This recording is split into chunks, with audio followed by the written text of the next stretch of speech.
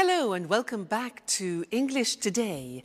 And this is DVD 5 and the first DVD of the elementary level. And in this DVD, you will see 3 more episodes of our story, That's Life, followed by our special TV programs.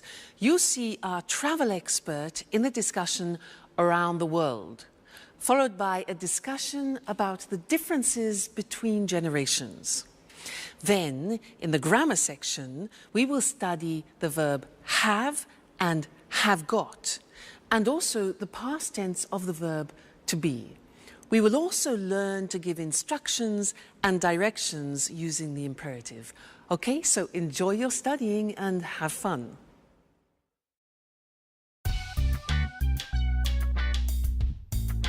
Good morning, Alice. Wake up! Good morning, Jack. Please give me a cup of coffee. Bring me back to life. I'm still asleep. Here you are. So, what are you doing today? Well, first I'm taking a shower. And after that, I have my daily appointment with Ask the Stars. Ask what? Don't you know it? Sorry, no.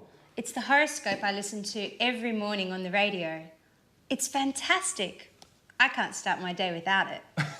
How can I go out in the morning without the advice of Ask the Stars? Please, Jack, this is not a joke. Our entire life is driven by planets. By the way, what are you doing today? Well, I'm going to work, just like every day. And today is Tuesday, isn't it? I have to go to the karate gym. Wow. Are you doing anything this evening? No, I don't have anything planned.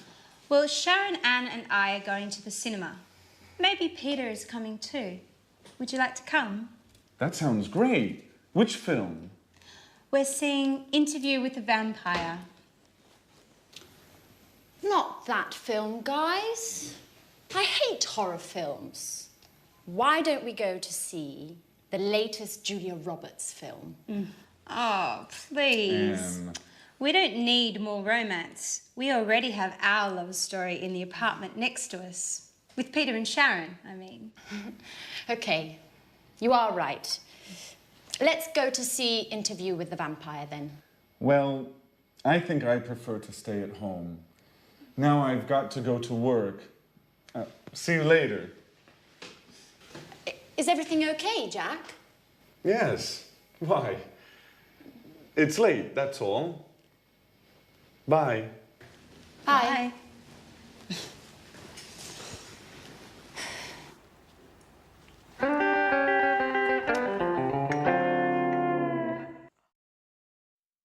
Hello and welcome back to English Today, your live TV program where you can learn the English language. And in this lesson, we're going to look at the verb have. Now, the verb have, you think, well, that's easy. It's not true.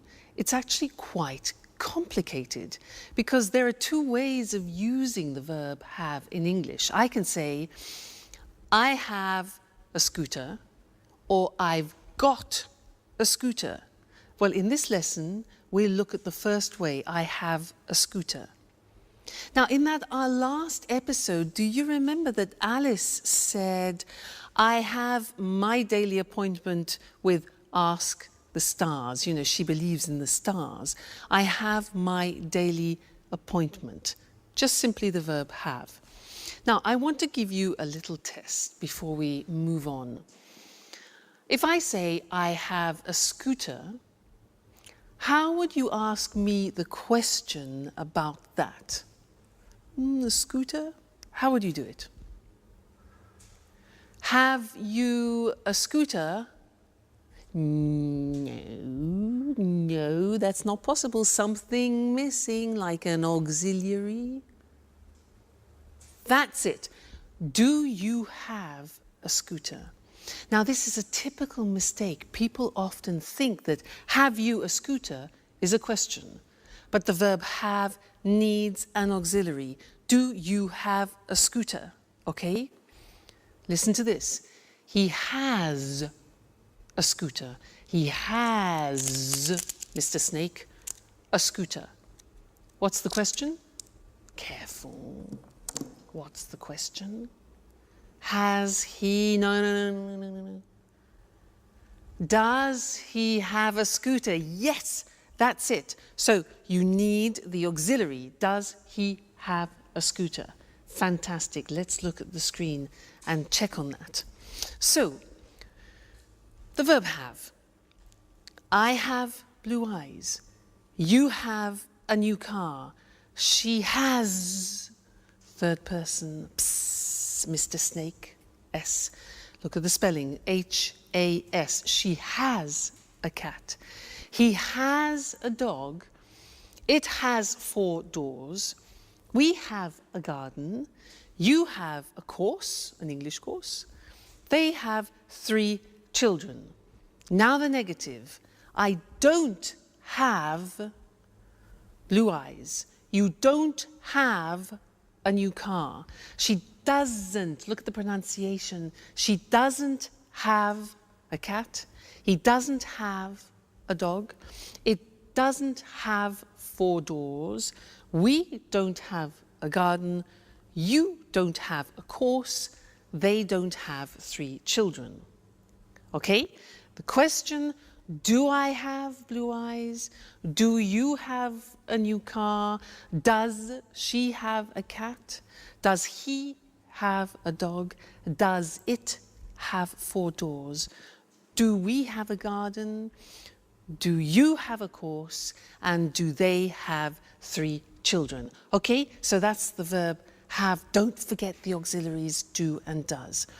Now, another interesting thing about the verb have is that often we use it in special expressions which make up verbs with particular meanings.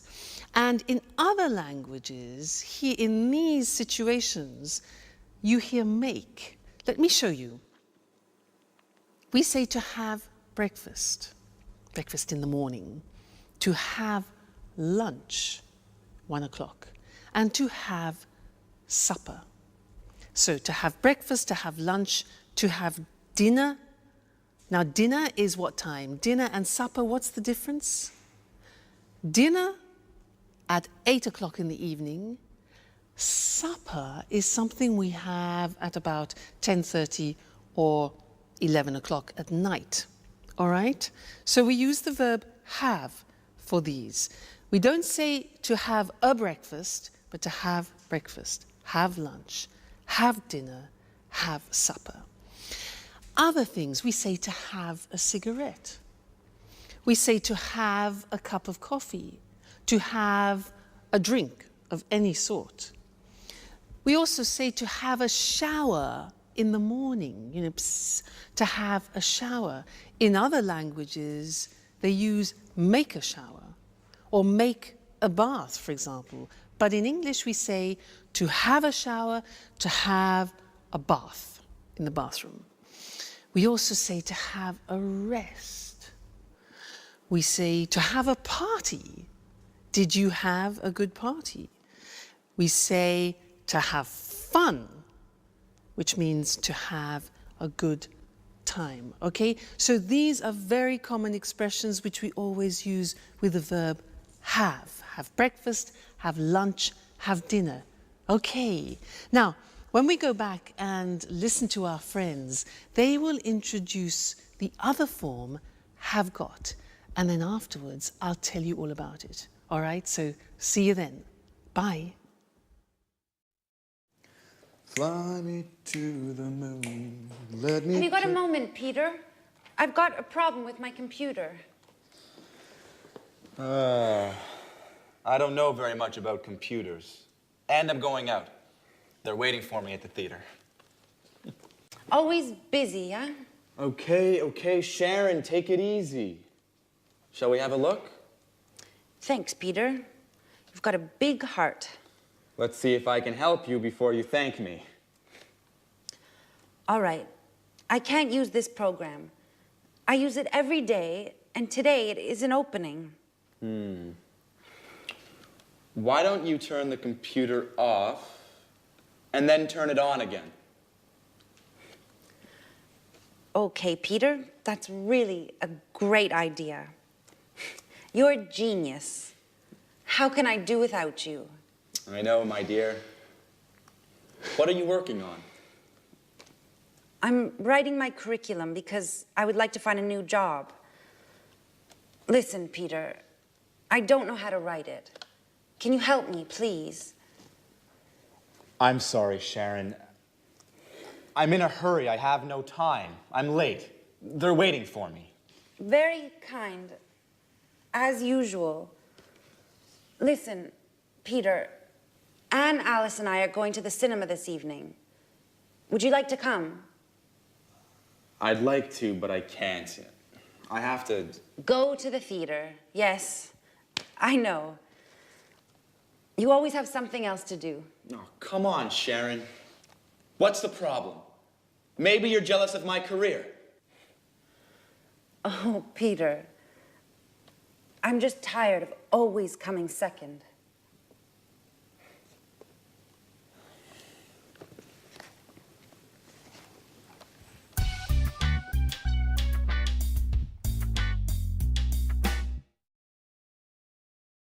Hello and welcome back.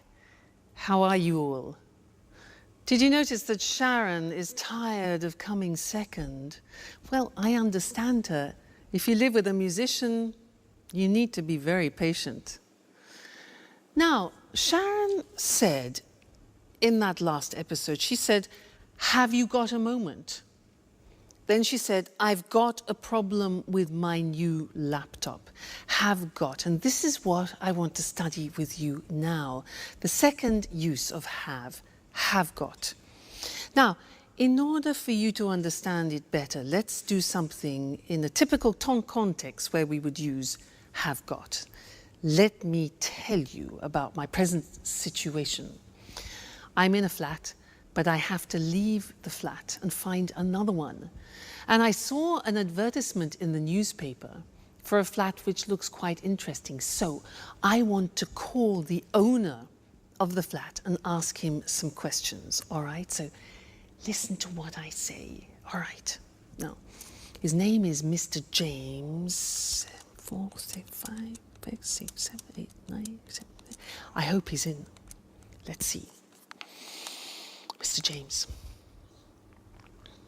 Hello, Mr. James?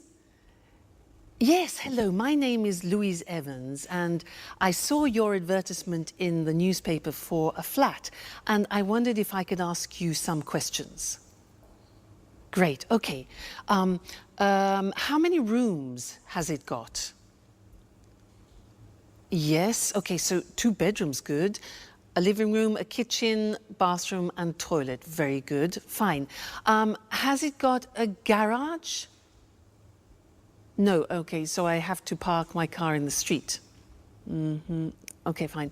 And a garden, does it have a garden? No, okay, a small balcony on the 2nd floor.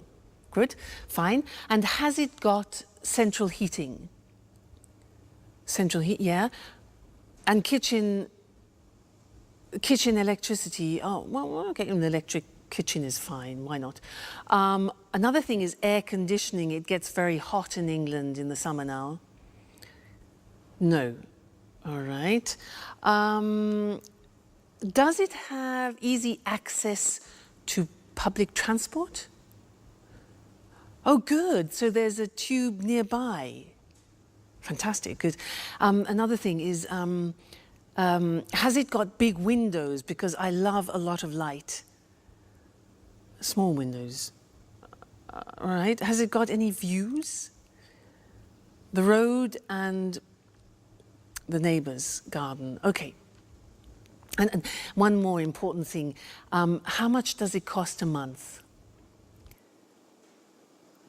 £1,250. Right. Okay, thank you very much. Yes, I'll think about that and I'll call you back.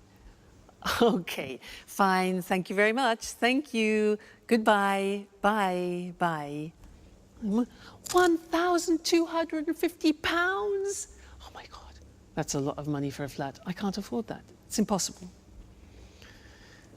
Now, did you notice that I used has it got a lot as a construction? Has got, have got. That's what I want to talk about. Now, this construction have got was introduced into the English language to describe possession, in fact. But now we use it in different situations, not only possession. So the Americans, in fact, use the verb have more than have got. In British English, we use have got a lot. All right, now let's have a look at the construction. So in the positive form, I have got gets contracted to I've got. I've got some money. You have got becomes you've got. You've got a scooter. She's got, she has, she's. Looks like the verb to be, but it is in fact has. She's got long hair. He's got a shop. It's got a balcony. We've got a house. You've got some CDs and they've got some plants, all right? So that's the positive. Now, the negative. In the negative, the auxiliary have turns into a negative auxiliary. So, I haven't got any money. You haven't got a scooter. He hasn't got long hair. She hasn't got a shop. It hasn't got a balcony. We haven't got a house. You haven't got any CDs, and they haven't got any plants. So hasn't and haven't. And then in the questions are easy. We use have or has. So, have I got any money? Have you got a scooter? Has she got long hair? Has he got a shop? Has it got a balcony? Have we got a house? Have you got some CDs? And have they got some plants? So it's not really difficult grammatically. You have to remember the auxiliary have and has, and then remember to put got. All right? Now, you'll come across this a lot, especially in subtitles in films. So watch out for it, and we'll keep practicing it. Great. So that's the end of this lesson, and I'll see you again live very soon. Bye.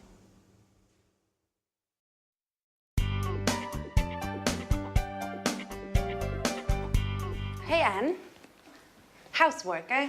Yeah, at last. Can I ask you a question? Sure. Oh, how are you and Peter? We're fine, thanks. Listen, I want to go to that bookshop. Do you remember? Oh, yes. The one with lots of photography books. Yeah. And thriller books. Yeah. And with the red coffee tables and flowers on the windows. Yeah. And where you can sit down and drink a delicious hot chocolate. Yes, Anne. That's the one. The London Reader. It's a great place. Yes. How do I get there? Is it far? You can walk from here. It's about 10 minutes away. Great. Oh, okay. Let's see. Go out the front door and turn left. Easy enough. Go straight ahead, past the traffic lights. Right. Straight ahead, past the traffic lights. Turn right into June Lane. June Lane.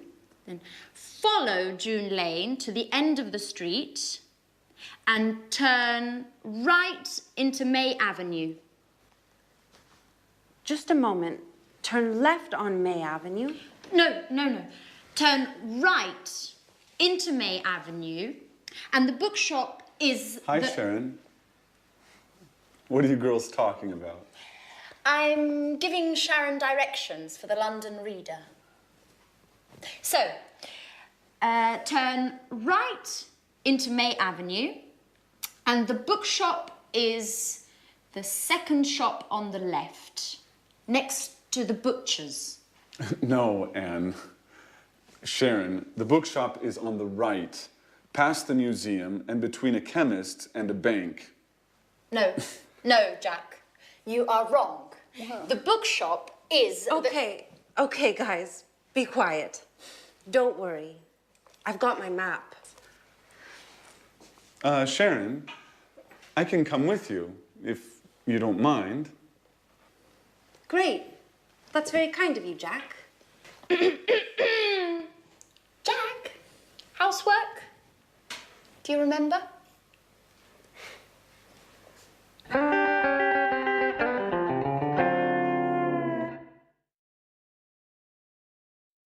Hello and welcome back again. Now, Anne's a bit jealous, isn't she?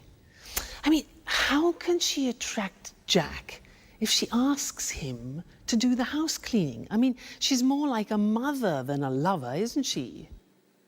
Well, anyway. Now, she gave some directions to Sharon because Sharon wants to go to the bookshop. And actually, Mr. Monkey wants to go to the same bookshop. So I want to test those directions to see if they work. Let's imagine this is the bookshop, okay? Mr. Monkey wants to go there. So let's see her directions. So go out of the front door and turn left. Okay, Mr. Monkey, turn left. Great. Then go straight ahead. Go straight ahead until the traffic lights, you know traffic lights? Traffic lights are red, amber, green. Okay, traffic lights. And at the traffic lights, turn right, like that, into June Street. Okay, follow to the end of the street. Then turn right again. Okay, and go down May Avenue. This must be May Avenue. And the bookshop is the second on the left. 1, 2. Here's the bookshop. They work. Now, I was using the language of directions. So I want to go to the screen now and show you that language, the language we use for giving directions to people. All right? Now, we usually use the imperative form. What is the imperative? The imperative is just the infinitive form of the verb. So you can say, take the first left or the first right. Take, okay, that is just an infinitive. Take the first right or the first left. You could say, take a bus to. Take a train to, take the subway. Now, in America, they say subway, and in Britain, we say tube. Take the tube to. Okay? Another example. Turn left, turn right. So turn is the verb. Turn left, turn right. Okay? Another possibility is go straight on, which is an expression we use in Britain, or go straight ahead, which is an expression that they use in America. But we use both. Straight on, straight ahead, all right?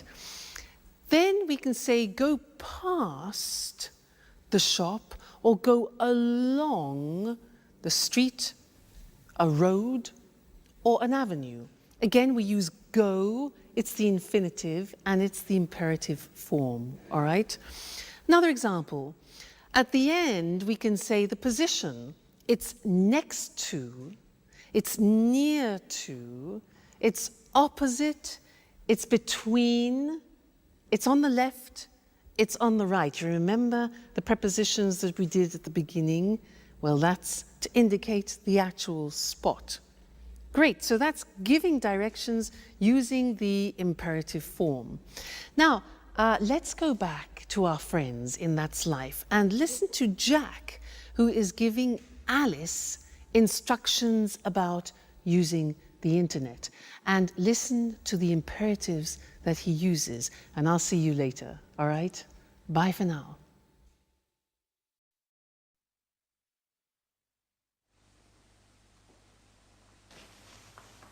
Hey, Alice. What are you doing? Do you mind giving us a hand with the housework, please? Can't you see? I'm cleaning the computer. I see. I see. Why is the computer on? Just a moment. I don't understand how to connect to the internet on this computer. Can you help me? Okay, but just for one moment. Thanks, Jack.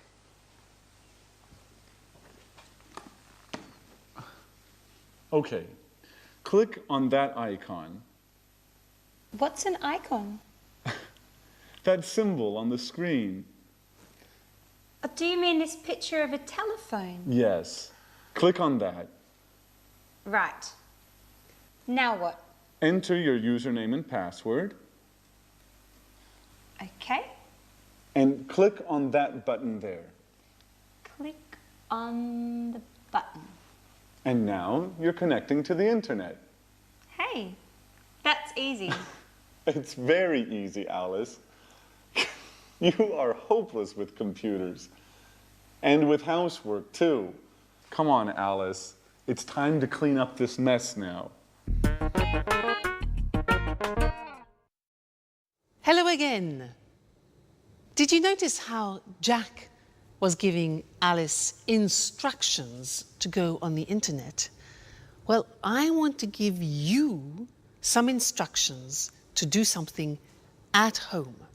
Now, in order to do that, you need one of these. What's this? Huh? A what? It's a napkin. A napkin. So, take a napkin, all right? Put it down, open it up like this. Okay, so we have an open napkin. Anyway, now, take the bottom of the napkin and fold it over a little bit, like that, okay? Then, fold it again, like that. Then fold it again, and again, and again, until you reach halfway, and press it down like that. Press it down. All right, now, take the whole napkin, lift it up, and put it in this position. You turn it over, okay? Press that down. Now, take the bottom of the napkin and fold it in half over like this. Again, press it down well. Now, take this part of the napkin here on the right and fold it right down along the folds on the left. Press down. Then take all of it up like this and fold this bit over so you create a support like that. Then turn it around and bing! There you have something nice to decorate your table with. A romantic dinner, for example. All right? So I gave you instructions in order to do that. And we're going to look at that on the screen because I used imperatives to give you the instructions as I used for giving directions. All right? So let's see. Let's use some other examples related to the computer and the internet.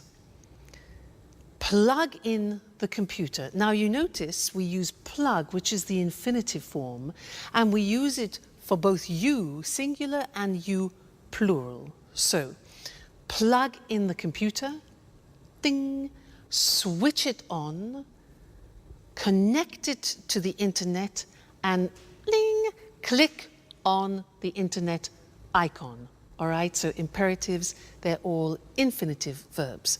Now, the negative, if you want to use the negative of the imperative, we say do not, which is contracted as always in English, and we say don't click too many times, or don't press the exit button or don't overload the desktop.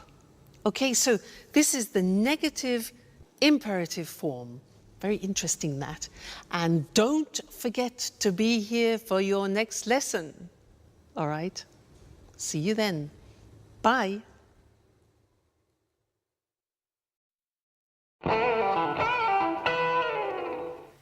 Jack, where were you yesterday evening?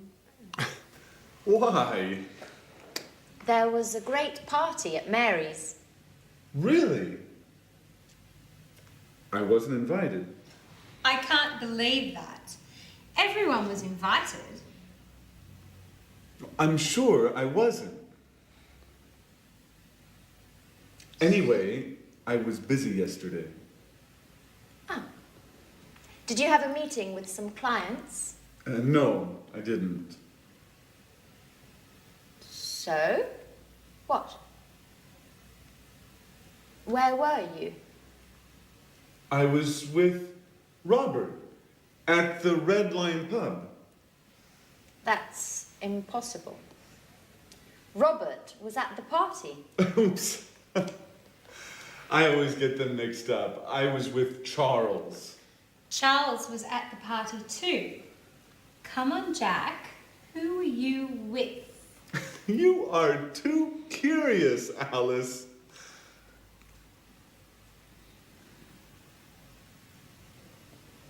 Okay. I was with a girl. Uh-oh. And? And what? Well, what's her name? Do we know her? How old is she? Stop, Alice, stop. It's none of your business. Okay, you don't want to tell us. That's okay. I like mystery. It makes life exciting. Well, let's change the subject. Peter, where were you yesterday evening? Why weren't you at the party? I was at the theater. We are preparing the performance. And you, Sharon? Where were you? Me? Where were you? I was at home watching a film on TV.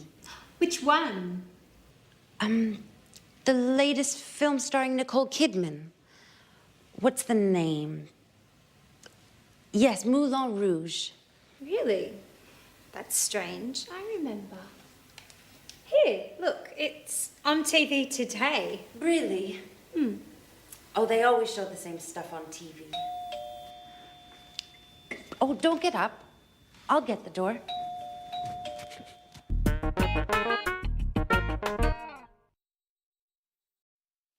Hello again, everyone. Well done, Sharon. That was a bit embarrassing, wasn't it? Now, where were you last night? Well, I wasn't at a party. I wasn't in a pub like Jack. I wasn't at the theatre. I was at my first samba lesson, and it was great. Fantastic. You know, the music was really fantastic, really loud and exciting. And there were 30 people there. It was difficult to see the teachers. You can imagine, 2 teachers, 30 people. Excuse me. Anyway, as usual, there were too many women and not enough men, and that's typical. But the teachers were fantastic. They were really, really professional. One was Brazilian and the other was from Argentina. Yeah, Argentina. Great, really, really good. And in the first lesson, it was easy because we did some, basic steps. But it was really, really enjoyable. And I can't wait for the next lesson because that was so exciting. Can you samba? I bet you can. Now, in most of those sentences, I was using the verb to be in the past, and that's what I want to look at with you now. Let's look at the screen.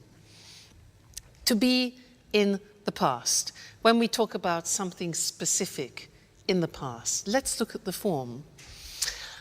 I was in New York last year. You were, see how it changes? You were at the party last night. He was at a meeting on Tuesday. I was, you were, he was, she was fine yesterday, for example. It was beautiful. We were at school on Monday. You were happy, and they were in London 2 weeks ago. So you see, I was, you were, he, she, it was, we were, you were, they were. Be careful about that. It's easy to make a mistake. Now, what about the negative form? Well, was becomes wasn't. Listen to the pronunciation. Wasn't, wasn't, okay? So, I wasn't on time this morning. You weren't here yesterday. He wasn't at the party last night. She wasn't very happy. And it wasn't difficult, okay? We weren't at work on Saturday.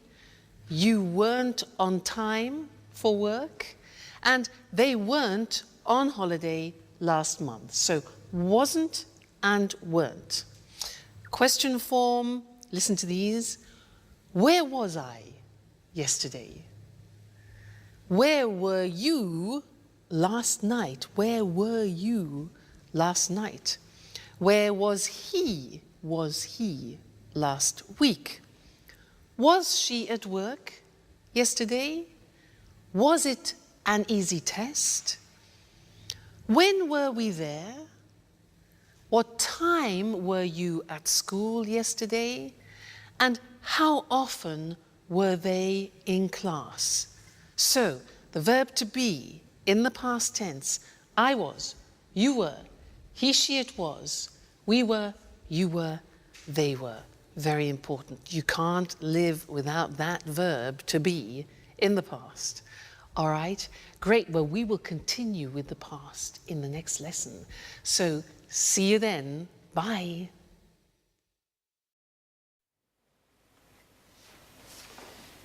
There's a postcard for you, Alice. For me?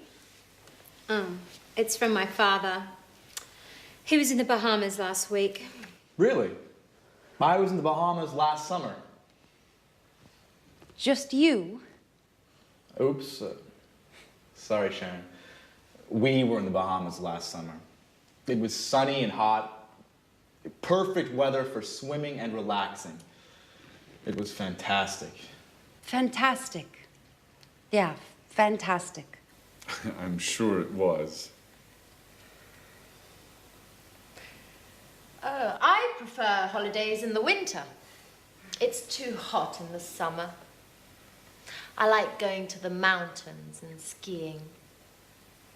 My last holiday was 2 years ago. 2 years ago? Yes, it was a long time ago. I need another holiday soon. Anyway, was your father on holiday in the Bahamas, Alice? No, he wasn't. He's working on a new play there. Oh, how fascinating it must be being a director. Fame, money, and a lot of traveling around the world. And no time for family. Just a few calls, postcards, and a lot of misunderstandings. Why don't you call him now? I don't think that's a good idea. Why? When was your last call? 3 weeks ago? That's a long time. Come on. Alice, call him. I'm sure he'll be happy to hear from you. Well, maybe you're right. Okay, I'll call him. Thanks, Jack. For your advice, I mean.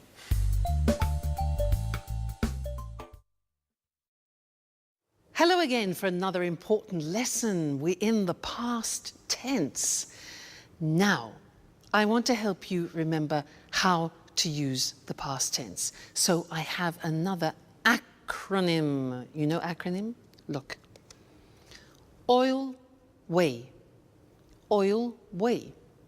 Now, these letters represent the time words when you use the simple past tense. What do I mean by that? Well, this one, for example, let me give you an idea. This stands for yesterday, okay? Yesterday. Now, when you have yesterday in the sentence, you always use the simple past, okay? Now, do you know what the other words are? Let's have a look. An easy one could be this. Last. Last, do you know that? Last week, I was in Paris. Last week. Okay? Now, what about this one? 2 days ago. Very good. So, 2 days ago, we were at the sea, for example. So, this is ago. We have last, yesterday, ago. This one, that's more difficult. Yeah, it is difficult. It's on in English, and we use it with days and dates. And in some languages, it doesn't exist. So we say on Monday, on the 7th of July, for example, on. This one here, in. Okay, when do we use that? Yeah, months, for example, in January, in February, in March, and also for years, in 1961, in 1970, etc. This one, when. Okay, with when we use the past tense. So, for example, when were you there? So, oil way, on, in, last, when, ago, yesterday. It's like a rhyme. On, in, last, when, ago, yesterday. You need to memorize those. We'll look at them on the screen now. But it's important for you to memorize them, to remember that when you're speaking, on, in, last, when, ago, yesterday help you to remember to use the simple past. So, to revise that, our acronym OIL WAY. On we use with days or specific dates. So, the party was on Friday, or he was in London on the 2nd of March. Okay, the date. Then in with a specific year or with months. So, for example, she was born in June in 1976. Next, last.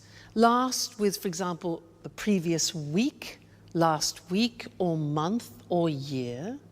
So the examples are, they were in Vienna last month. When. Now, when with a past time clause, sometimes in the question, sometimes in the middle of the phrase. So, I was very happy when I was a teenager. Okay, that's when. Then ago, for example, 2 days ago, 2 months ago, 3 years ago. We were at the meeting 3 weeks ago, right? And then the last one, easy, yesterday with the previous day. So I was at the cinema yesterday. All right, oil way, don't forget it, memorize it.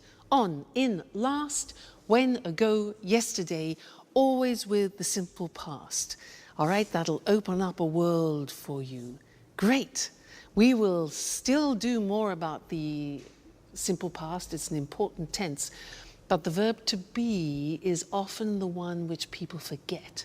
So be very careful when you're speaking. All right? Great. Well, happy studying, and I'll see you again very soon. Bye. Good evening and welcome to this week's edition of The Travel Programme, the programme about everything to do with travelling and holidays. Here in the studio with me, as always, is Christine Oteng, our travel expert. Hello, Lucy. Well, summer's approaching and the summer holidays are too, so have you got any suggestions for the holidays? Well, let's see. Are you bored with your usual holiday? Are you tired of beaches or trips to the mountains? Would you like to say no to museums, city tours and shopping? Well, why don't you try something new and exciting? What exactly do you have in mind? How about a holiday hunting for ghosts in a castle in Great Britain? Hunting for ghosts in a castle. That's certainly a change from lying on a beach. It sounds exciting. It is exciting, something really different. Just right if you love adventure. But what do you have to do? Do you spend all the time looking for ghosts? No, not all the time. In some ways, it's like a normal holiday. In the morning, you have a traditional English breakfast, then you go for a walk or visit a local town. In other words, you do the things you always do when you visit a foreign country. But the fun starts in the evening. You have dinner, and then the ghost hunting starts. With the help of 1 or 2 ghost experts, you search through the haunted castle until late at night. Oh, it sounds frightening. It is frightening. There are strange sounds, doors and windows open and close by themselves. Yes, it's really frightening, but exciting too. Tell me, Lucy, do you believe in ghosts? Yes, I do, but I'm not very brave. I don't think I'd like to visit places like that, especially not at night. Are there any haunted castles in Great Britain? Oh, yes, there are, especially in Scotland. Many of the castles in Scotland have got ghosts. There are some fascinating ghost stories.